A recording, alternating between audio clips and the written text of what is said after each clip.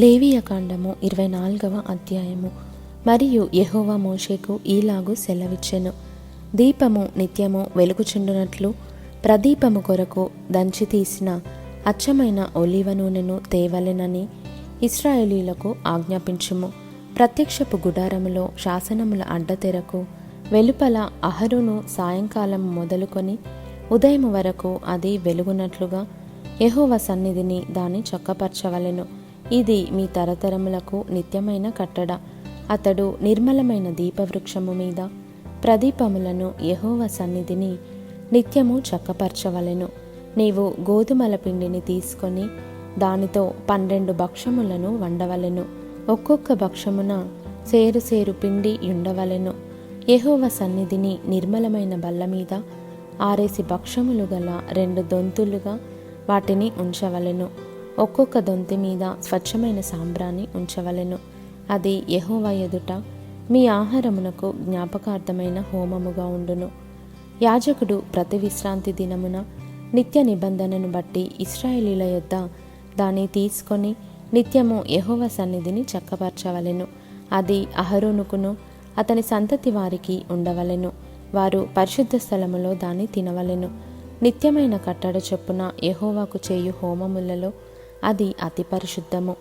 ఇశ్రాయేలీయురాలగు ఒక స్త్రీకిని ఐగుప్తీయుడగు ఒక పురుషునికిని పుట్టినవాడొకడు ఇశ్రాయేలీల మధ్యకు వచ్చెను.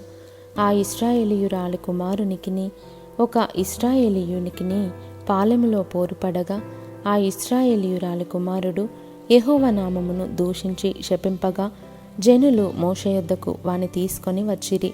వాని తల్లి పేరు షెలోమీతు. ఆమె దాను గోత్రికుడైన దిబ్రీ కుమార్తె.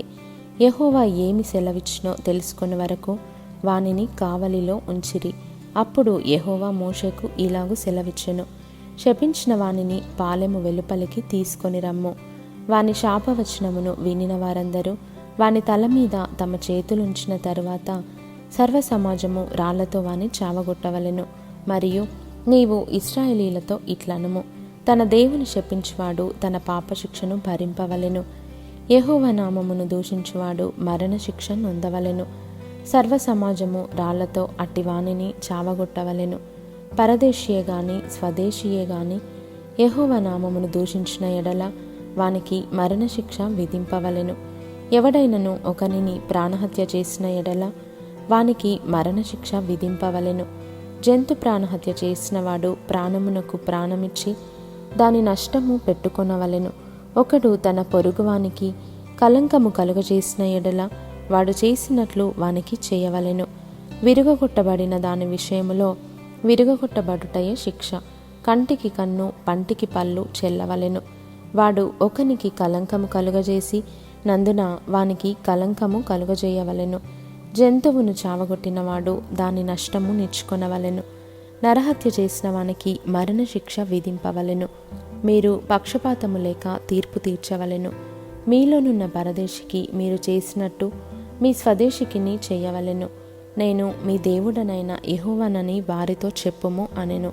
కాబట్టి మోషే ఇశ్రాయేలీలతో ఇలాగు చెప్పెను.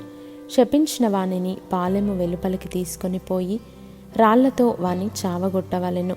యెహోవా మోషేకు ఆజ్ఞాపించినట్టు ఇశ్రాయేలీయులు చేసిరి.